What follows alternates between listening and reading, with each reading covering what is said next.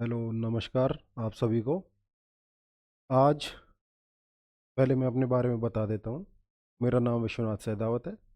मैं ज्योग्राफी का assistant professor हूँ और आज ज्योग्राफी का हम एक टॉपिक देखेंगे जिसमें हम कॉन्टिनेंट्स कैसे बने, ओशंस कैसे बने, ओशन बेसिन्स कैसे बने, उन सब का अपन डिटेल में समझेंगे। उनका फॉर्मेशन कैसे हुआ, फॉर्मेशन ऑफ कॉन्टिनेंट्स कैसे हुआ। देखो, ज्योग्राफी के डेवलपमेंट में ये कॉमन सी एक क्यूरोसिटी थी कि कैसे ये कॉन्टिनेंट्स बने, जिसको महाद्वीप कहते हैं हिंदी में, वो कैसे बने। इस बात पे एक सबकी एक राय ये थी कि यहाँ पे मैसिव मीटराइट और इम्पैक्ट हुआ था अर्थ पे, जिसने कि पूरी लिथोस्फीयर को तोड़ दिया था। लेकिन और इसके कुछ एविडेंस भी पाए गए थे, जैसे जिरकन जो क्रिस्टल्स होते हैं उनके फॉर्मेशन में, नए जिरकन्स के जो क्रिस्टल बने वो ऐड ऑन हुए पुराने जिरकन्स के क्रिस्टल्स पे। अपन आइसोटॉप्स की बात करते हैं, जिरकन्स के अंदर जो ट्रैप ऑक्सीजन के आइसोटॉप्स थे, ऑक्सीजन जो O18 O16 के जो थे पार्टिकल्स, उनको वो कब फॉर्मेशन होते हैं, जब टेम्परेचर का सडन चेंज होता है तब। तो इन पे बेस्ड अपन ये मान के चल रहे थे, सभी ज्योग्राफर्स ये मान के चल रहे थे कि एक मैसिव मीटराइट आके टकराया अर्थ से, और यहाँ पे पूरा ये टूट के लिथोस्फीयर और बन गया। कुछ जगह गड्ढे हो गए जहाँ पे ओशंस बन गए, और कुछ लिथोस्फीयर में लिथोस्फीयर को क्रैक करके वहाँ पे कॉन्टिनेंट्स बन गए बाकी जगह। लेकिन एक मीटरोलॉजिस्ट हुआ करते थे, अल्फ्रेड वेगनर। ये यहाँ से बिल्कुल ड्रास्टिक चेंज आ गया इस पूरी थ्योरी में कि कॉन्टिनेंट्स कैसे बने। इसके बाद अपन ये मान सकते हैं कि फादर ऑफ यदि प्लेट टेक्टोनिक या कॉन्टिनेंटल ड्रिफ्ट कह दो, वो अपन अल्फ्रेड वेगनर को ही कहते हैं। वो किस लिए कहते हैं वो मैं बताता हूँ आपको। अल्फ्रेड वेगनर एक मीटरोलॉजिस्ट था। मीटरोलॉजिस्ट मतलब जो मौसम विज्ञानी था। वो मौसम की जो जांच करता था या मौसम के बारे में स्टडी करता था, रिसर्च करता था, वो था। लेकिन उसने जब वो अपनी रिसर्च कर रहा था तो उसने देखे कि जो टिलाइट्स के जो टिलाइट्स फॉर्मेशन थी, ग्लेशियर जो डिपॉजिट्स थे या ग्लेशियर्स के जो एविडेंसेस थे, वो अलग अलग कॉन्टिनेंट्स के कोस्टल एरियाज में या कोस्टल रीजन्स में सिमिलर थे। जैसे साउथ अमेरिका का, नॉर्थ अमेरिका का, या इनके जो टिलाइट्स थे उनका मैच हो रहा था अफ्रीका के कोस्टल रीजन्स में। या प्लेसर डिपॉजिट्स, जिसको अपन गोल्ड डिपॉजिट कहते हैं, वो अफ्रीका में जहाँ थे कोस्टल रीजन्स में, वो अमेरिका के ईस्टर्न जो कोस्टल एरिया है, पूरा रीजन है, वहाँ पे सेम प्लेसर डिपॉजिट्स पाए गए। उसको यहाँ से उसने मैप उठा के जब और स्टडी किया, तो मैप में उसने देखा कि जिक्सा फिट जैसे होता है ना, वो पजल होती है एक दूसरे में फिट करके देखते हैं अपन, वो पजल की तरह पूरा मैप एक दूसरे से डिस्कनेक्टेड था। और यदि उन सब कॉन्टिनेंट्स को हम एक साथ करते हैं तो वो पूरा फिट हो रहा था एक दूसरे में। इससे उसने एक बात तो पता लगा ली कि ये कभी ना कभी एक ही रहा होगा, जो कि सुपर कॉन्टिनेंट था। उस सुपर कॉन्टिनेंट का इसने नाम दिया पैंजिया। दूसरा शब्द इसका पेंगाया। इस सुपर कॉन्टिनेंट को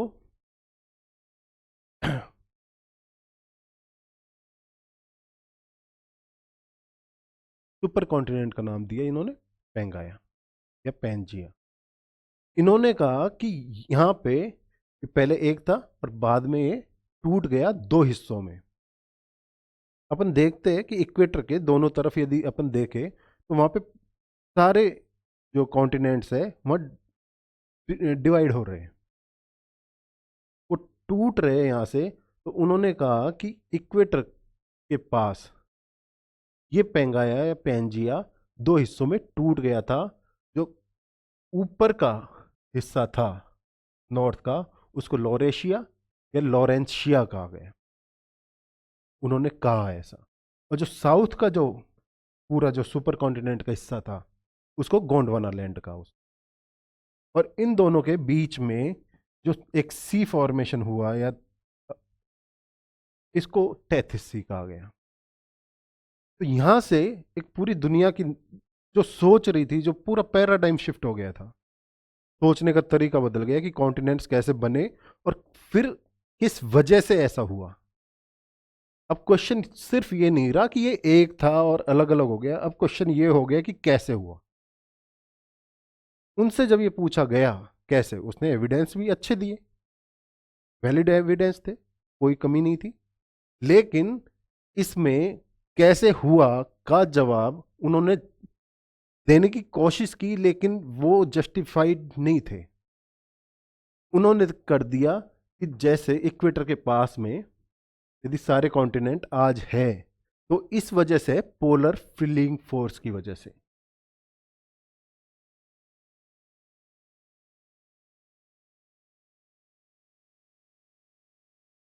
पोलर फिलिंग फोर्स की वजह।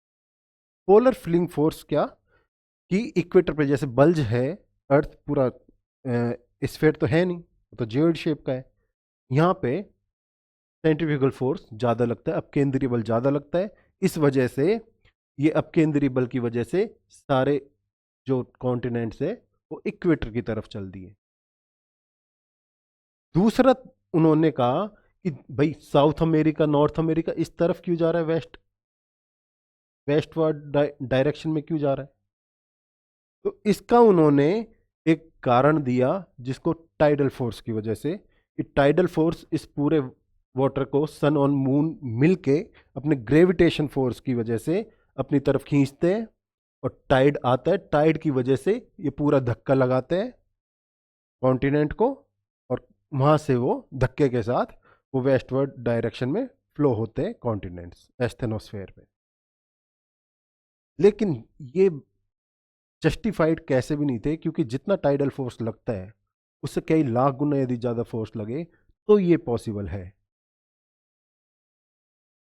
तो इस वजह से और दोनों ही इसके रीजंस थे, उनको डिनाई कर दिया गया, पोलर फिलिंग फोर्स को या टाइडल फोर्स।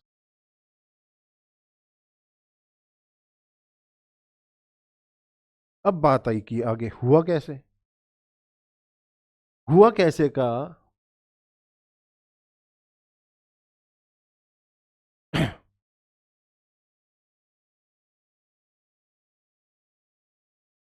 90s 60s के डिकेड में इसका जवाब मिलना चालू हुआ, जब हैरी एस रिसर्च कर रहे थे एटलांटिक ओशन में।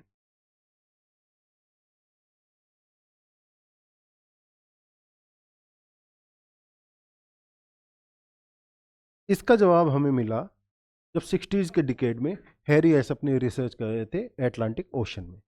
एटलांटिक ओशन में उन्होंने पाया कि अंडर द सी एक रिज बनी हुई है पूरी, जिसमें कि ऐसे स्ट्रिप्स बनी हुई हैं मैग्मा की। इन स्ट्रिप्स को उन्होंने देखा, इनमें सिमिलरिटीज थी, इनकी डिस्टेंस में बहुत सिमिलरिटीज थी, और जो बीच की जो स्ट्रिप्स थी उनकी हाइट सबसे ज़्यादा थी, मतलब उनका वो फ्रेश थी एकदम। अब उनको ये बात पता लगी, जैसे मैग्नेटिक पोलैरिटी से उन्होंने पता लगाया कि ये एक टाइम में एक स्ट्रिप बनी, फिर वो एक दूसरे से दूर हो गई, नीचे से मैग्मा आया और दूसरी स्ट्रिप बन गई, और दूसरी स्ट्रिप की वजह से ये दूर होती गई और सी फ्लोर स्प्रेड होता गया, और ये जो कॉन्टिनेंट्स है वो एक दूसरे से दूर होते गए। अब ये इन्होंने बता दिया कि सी फ्लोर स्प्रेड हो रहा है और इस वजह से एक दूसरे से दूर जा रहे हैं। यहां पे एक की मिल गई कि स्प्रेड हो रहा है पूरा, जो क्रस्ट है वो स्प्रेड आउट कर रहा है। तो इस वजह इसका रीजन क्या है, सिर्फ इतनी सी बात थी जानने। और इसका जवाब तुरंत दे दिया 4-5 साल के अंदर, 60s के डिकेड में, 1960s के डिकेड में, 1960s के डिकेड में इन्होंने दिया, एरियस ने, अपना सी फ्लोर स्प्रेडिंग जो कंसेप्ट है। और 5-7 साल बाद ही इसका पूरा क्लियरिटी आ गई, जब WJ, तो जब सी फ्लोर स्प्रेडिंग की थ्योरी दी एरियस ने, वो एक की साबित हुई इस फील्ड में कि कैसे हुआ, कॉन्टिनेंट्स कैसे अलग हो गए, और कैसे का जवाब मिला प्लेट्स में।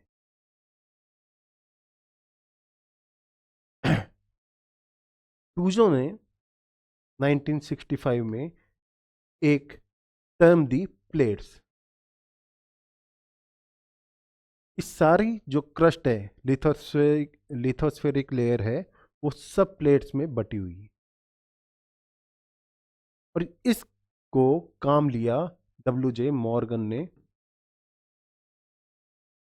जब इसको अच्छे से एक्सप्लेन किया WJ मॉर्गन ने। उन्होंने कहा कि 3 तरह की बाउंड्री होती है प्लेट्स में।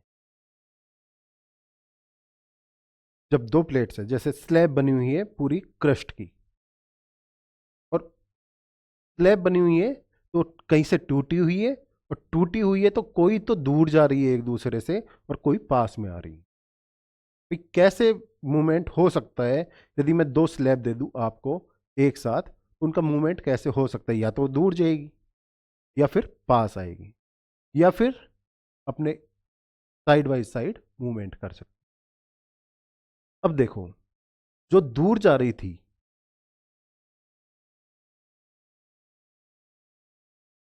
जो प्लेट्स दूर जा रही थी,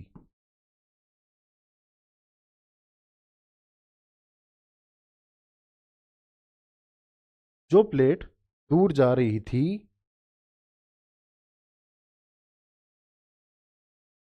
उनको इन्होंने कहा डाइवर्जेंट बाउंड्री।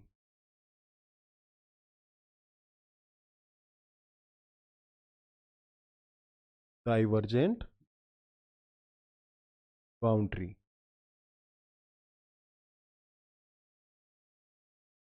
क्योंकि वो दूर जा रही है। दूर जाएगी, क्या होगा? यहां से मैग्मा बाहर आएगा एस्थेनोस्फेयर से, और यहाँ पे एक नई स्लैब में एक पैच और लग जाएगा, मतलब कंस्ट्रक्शन होगा, स्लैब का, क्रस्ट का कंस्ट्रक्शन होगा। तो कंस्ट्रक्शन होगा, तो इसलिए इसको कंस्ट्रक्टिव बाउंड्री भी कहते हैं।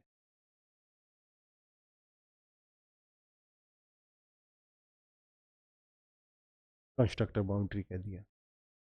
ये यहां से दूर जाएगी, इसको कंपनसेट करने के लिए दूसरी जगह जब 2 बाउंड्री होगी, वो एक दूसरे के पास में आएगी। इनको इन्होंने कहा कॉन्वर्जेंट बाउंड्री, या फिर अभिसारी सीमा। ये दोनों पास में आई, इनको कहा कॉन्वर्जेंट जोन, यहाँ पे कॉन्वर्जेंट बाउंड्री। अभिसारी सीमा, अभिसारी सीमा, इसको अपसारी सीमा। तीसरा जो था,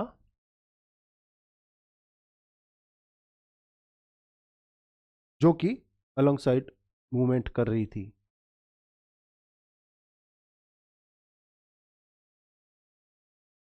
ये था ट्रांसफॉर्म बाउंड्री। ट्रांसफॉर्म बाउंड्री, तीनों तरह की बाउंड्री हो गई। यदि इसी में अपन थोड़ा और ऐड करना चाहे कि कन्वर्जेंट बाउंड्री की क्रस्ट की मोटाई बराबर हो, या फिर डेंसिटी अलग अलग हो। एक की डेंसिटी ज्यादा है, इसका मतलब वेट ज्यादा होगा उसका। एक की डेंसिटी कम है, इसका वेट कम होगा। तो जब ये दोनों कॉन्वर्जेंस करेगी, तो जिसकी डेंसिटी ज्यादा है वो, उसका सबडक्शन हो जाएगा, जिसकी डेंसिटी कम है उस क्रस्ट से। ये हिस्सा नीचे चला गया, सबडक्शन हो गया। सबडक्शन होने के बाद होगा क्या? जैसे एक बाउंड्री ये है और इस वाली प्लेट का सबडक्शन हुआ है यहां पे। इसको हम कहते हैं ट्रेंच।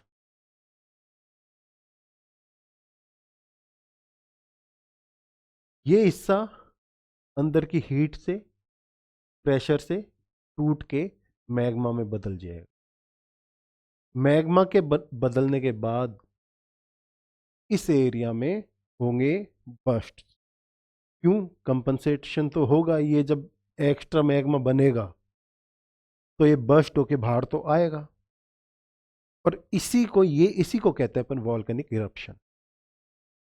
तो जहां पे कॉन्वर्जेंट बाउंड्री होती है वहां पे वॉल्केनिक इरप्शंस होते हैं, ज्वालामुखी वहीं फटते हैं। तो ये बात ध्यान रखना, डाइवर्जेंट बाउंड्री पे कभी भी वॉल्केनिक इरप्शंस नहीं होते। और यदि दोनों ही कॉन्टिनेंट के हिस्से है, दोनों जो क्रस्ट है वो कॉन्टिनेंटल क्रस्ट है, तो दो कॉन्टिनेंट्स है, दोनों पे रिवर बेसिन होगा। रिवर समंदर में आके मिलेगी, ओशंस में आके मिलेगी, वो अपने साथ सेडिमेंट्स लेके आएगी। दोनों के बीच में सेडिमेंट्स का डिपोजिशन होगा और दोनों जब कॉन्वर्जेंस होगा दोनों का, तो बीच का जो सेडिमेंट्स है वो उसका अपलिफ्टमेंट होगा। अपलिफ्टमेंट होगा उसी को फोल्डेड माउंटेन्स कहते हैं।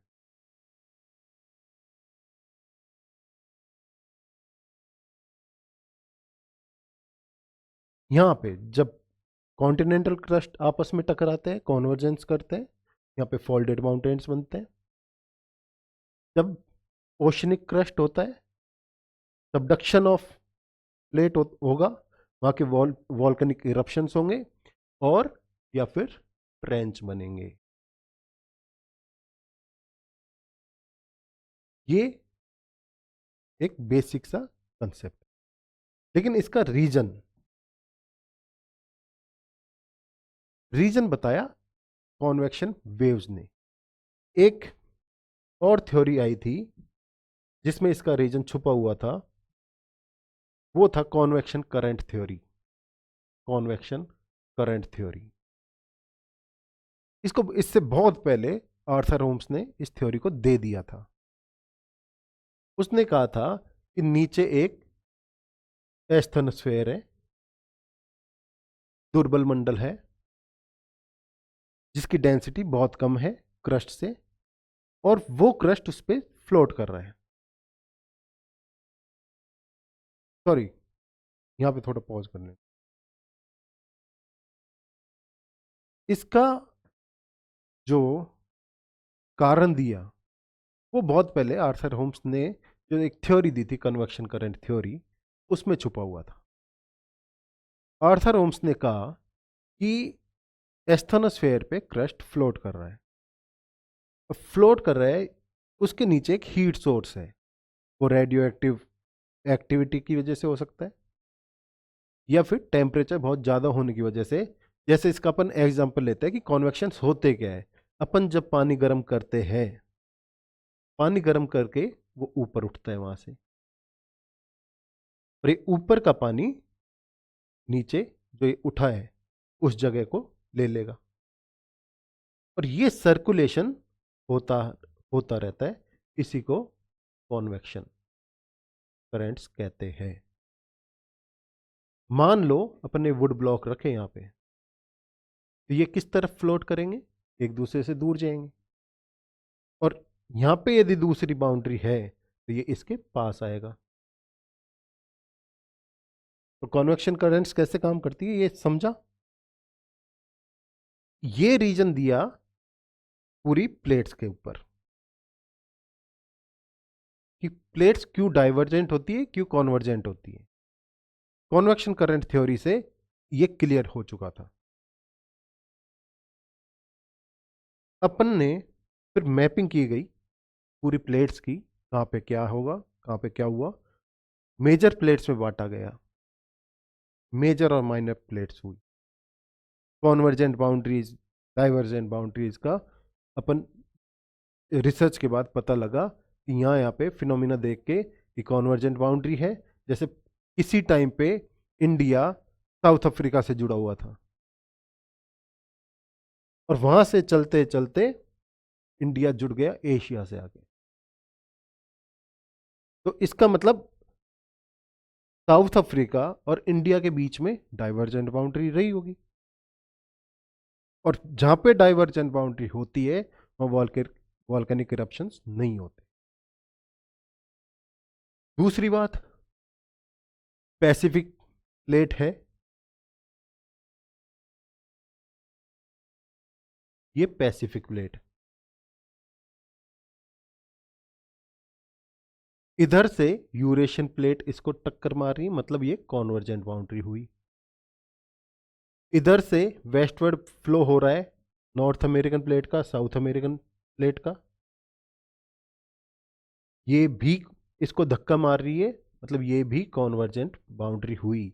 मैंने जैसे पहले बताया, कॉन्वर्जेंट बाउंड्रीज पे वॉल्केनिक इरप्शंस होते हैं। ये ही रीजन है कि इस पूरी बाउंड्री पे वॉल्केनिक इरप्शंस दुनिया में सबसे ज्यादा,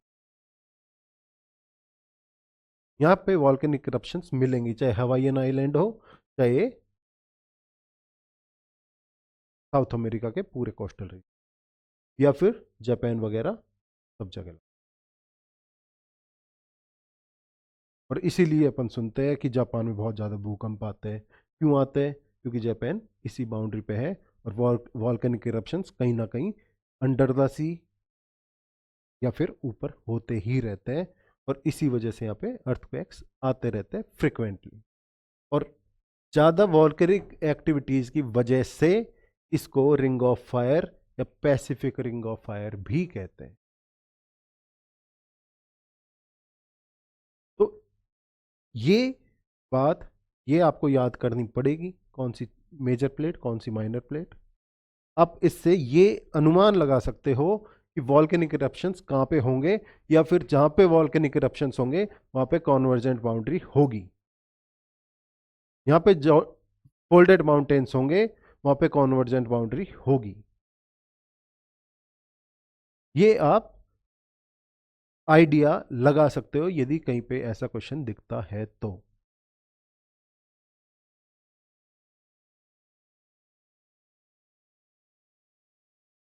तो ऐसे अपन ये आज अपन ने देखा कि कैसे कॉन्टिनेंट्स बने। हाँ, इसका एक और आप ये सोच सकते हो आगे चल के, मतलब फ्यूचर एक प्रिडिक्शन मान सकते हैं इसको, कि ये सारे कॉन्टिनेंट्स किसी टाइम पे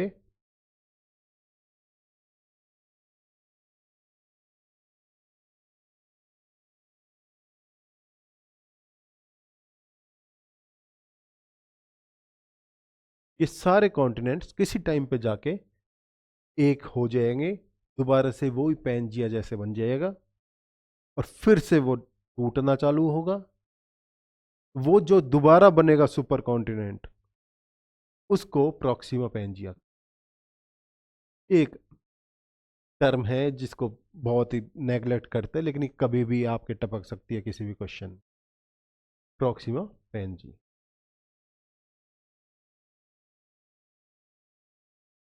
ये एक टर्म वैसे ही मैंने एक बोनस पॉइंट है आपके लिए। तो ऐसे करके अपन ने देखा कैसे कॉन्टिनेंट्स फॉर्मेशन होते हैं, कैसे दोबारा प्रॉक्सिमा पैंजिया बनेगा, और कैसे वो फिर से टूट जाएगा, कैसे कन्वर्जेंट बाउंड्री वर्क करती है, कैसे डाइवर्जेंट बाउंड्री वर्क करती है। तो ये सब अपन आज की क्लास में अपन ने देखा। यदि कोई भी क्वेरी हो आप कमेंट कर सकते, पूछ सकते।